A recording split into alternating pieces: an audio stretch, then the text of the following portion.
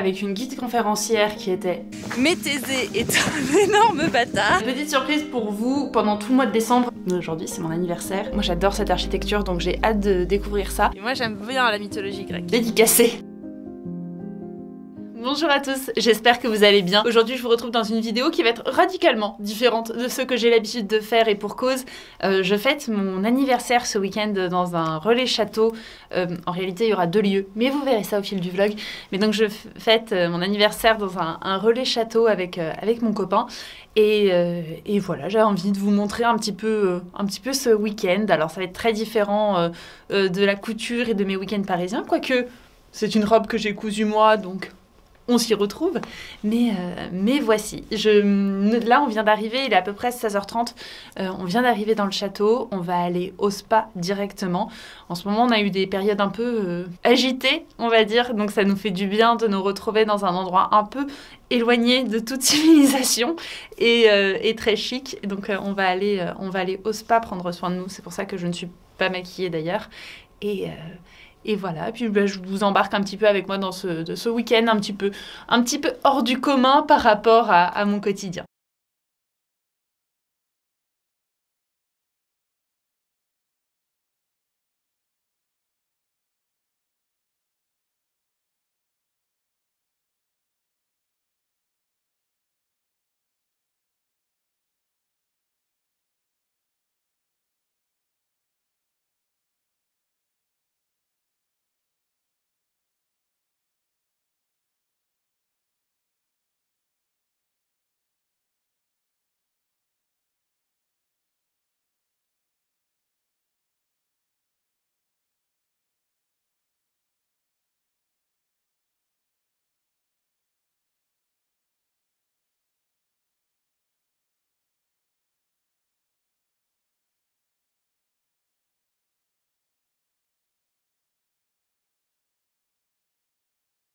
On se retrouve le lendemain, on a super bien dormi, on a très bien dîné également, on avait dîné dans le château, c'était entrée, plat, dessert, on avait pris un petit cocktail, vraiment c'était très bon. Et là aujourd'hui on va un peu faire le tour des châteaux, donc on va visiter Villandry, Azay le Rideau et le musée Balzac qui se trouve à Saché. Ce soir on dort dans un autre hôtel qui est une maison typique Belle Époque, Art Nouveau. Moi j'adore cette architecture donc j'ai hâte de découvrir ça. C'est une abonnée sur Instagram qui me l'a conseillé donc merci beaucoup. Enfin j'y suis pas encore mais si c'est bien, merci beaucoup à toi. Et donc je vous embarque avec moi dans cette journée sous le signe de la culture française.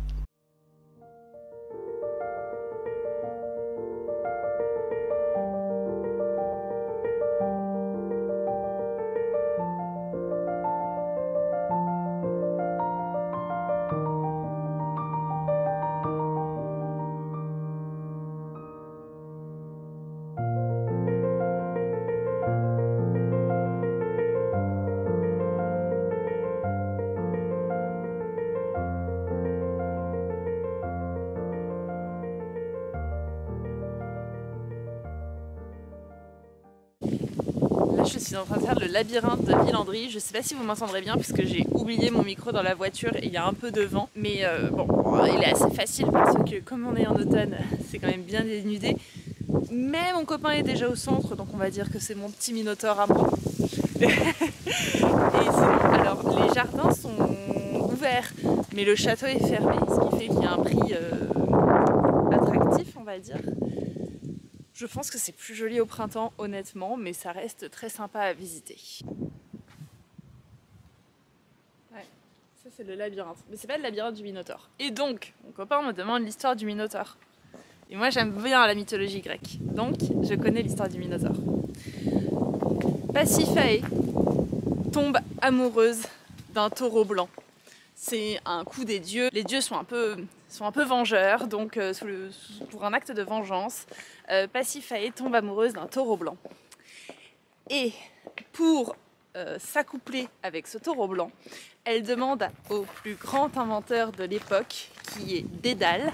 Dédale qui est le père d'Icare, vous savez, celui qui s'est envolé dans le ciel et qui s'est brûlé les ailes. Donc elle demande à Dédale de lui fabriquer une camisole en forme de vache pour pouvoir s'accoupler avec le taureau blanc. Et c'est ainsi qu'est né le Minotaure. Le mari de Pasiphae qui était, j'ai oublié son nom, je vous mettrai là, parce que il a été victime d'adultère, pour se venger, met le Minotaure à l'intérieur d'un labyrinthe. J'ai mal au bras. Il met le Minotaure à l'intérieur d'un labyrinthe et il décide d'envoyer tous les ans 7 garçons et 7 filles à l'intérieur du labyrinthe pour nourrir ce Minotaure. La sœur du Minotaure, c'est Ariane. Et Ariane est amoureuse de Thésée. Thésée va dans le labyrinthe, fait partie des nommés pour affronter le Minotaure dans le labyrinthe. Il va dans le labyrinthe et Ariane, étant très amoureuse de Thésée, lui donne un fil qui va permettre à Thésée de pouvoir sortir du labyrinthe, puisqu'il va dérouler le fil comme une pelote de laine au fur et à mesure qu'il avance dans le labyrinthe, et donc il va pouvoir sortir du labyrinthe. Mais Thésée est un énorme bâtard, donc il combat le Minotaure, il laisse Ariane toute seule et il s'en va, il laisse Ariane toute seule sur une île déserte ensuite, et il va filer le parfait amour avec une autre fille.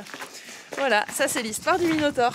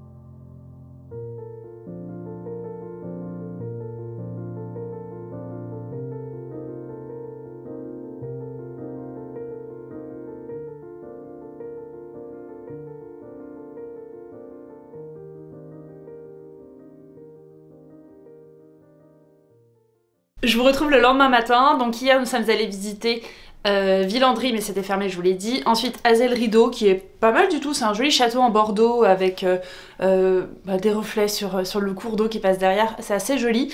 Et après nous sommes allés visiter la maison de Balzac, et alors là, mes grandes découvertes, c'était fabuleux. Tout d'abord la maison, il y a beaucoup d'éléments à l'intérieur à voir et à visiter. Moi Balzac, je connais pas bien, enfin je connais les grands titres, mais j'ai jamais vraiment lu. J'en ai lu un cet été qui était le Colonel Chabert, qui ne m'a pas plus emballé que ça. Mais alors là, visiter la maison de Balzac avec une guide conférencière qui était exceptionnelle, vraiment. Elle nous a donné envie, à moi et à mon copain, de découvrir l'intégralité de l'œuvre de Balzac. Il y a 90 œuvres, donc on a de la marge, mais honnêtement c'était passionnant, et donc on en a profité pour acheter chacun un roman de Balzac. Donc moi j'ai pris La Peau de chagrin, et lui a pris Le Père Goriot, et à l'intérieur ils nous l'ont comme un ex-libris, dédicacé avec un tampon. Et vraiment, j'ai hâte de découvrir ça, parce que la guide conférencière m'a vraiment donné envie de découvrir Balzac, puisqu'elle m'a donné un regard tout neuf sur l'œuvre de Balzac qui, moi, me faisait un petit peu peur. Donc vraiment, si vous êtes passage dans le coin, la maison de Balzac à Saché, c'est pas sa maison, c'est la maison des Margonne qui étaient des amis de Balzac. Mais si vous êtes dans le coin, allez-y, c'est très intéressant. Là, on a changé d'hôtel, comme vous pouvez voir. Nous sommes dans une maison de maître qui a été construite au début des années 1900 et qui a été restaurée par les actuels propriétaires. Je vais vous faire un petit tour ensuite de l'hôtel. C'est magnifique et totalement atypique. Là, nous sommes dans une chambre qui s'appelle L'après-midi d'un faune, puisque c'est interprété d'une nouvelle de Mallarmé, d'un ballet de Debussy et des ballets russes, voilà. Donc ce sont des hommages aux œuvres des années 1900, et c'est... Je vais vous montrer, honnêtement, c'est une abonnée qui m'avait conseillé le lieu, et je suis très fan, j'ai très envie d'y retourner déjà pour un week-end. On est à peu près à 2h30 de Paris, donc ça se fait très facilement. Donc je vous fais le tour du propriétaire. Aujourd'hui, nous allons voir Chambord et Chenonceau. On ne sait pas si on va visiter, mais en tout cas, on va faire le tour. Et puis avant ça, j'aimerais bien aller prendre une robe en photo que j'ai cousue il y a quelques temps. D'ailleurs, tous les vêtements que je porte dans cette vidéo, je vous les présente dans le prochain bilan couture. Que ce soit cette petite blouse ou la robe que vous avez vue dans ma journée d'hier. Vous verrez tout ça en temps et en heure. Là, on va aller prendre la robe en photo. Et puis, on va partir visiter les châteaux. Et j'ai oublié de vous le dire, mais aujourd'hui, c'est mon anniversaire. J'ai 31 ans. Et je sais que je ne les fais pas du tout, mais ça y est, je suis projetée dans la trentaine. Et ça me va très bien.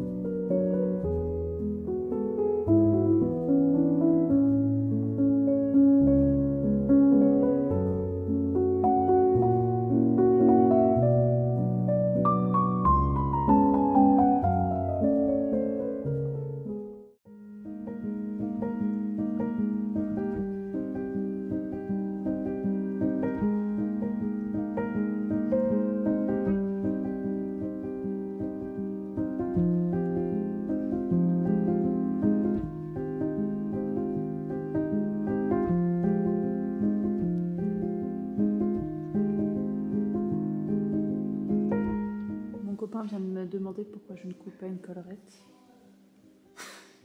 Il dit que ça m'irait bien.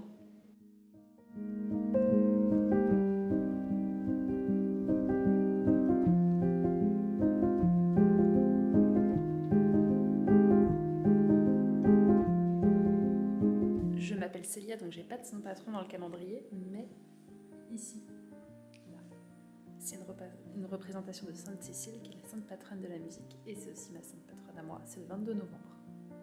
Elle, c'est Louise Dupin, et quand elle avait 20 ans, elle a écrit dans son traité de l'amitié « L'esprit délibère et le cœur conclut ». Et Louise Dupin, c'est la grand-tante de l'écrivaine George Sand, qui s'appelait en réalité Aurore Dupin.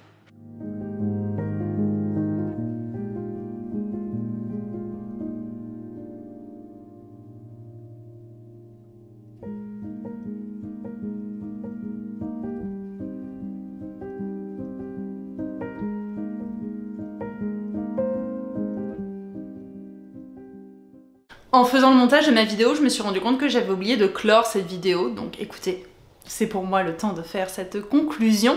J'espère que cette vidéo vous a plu.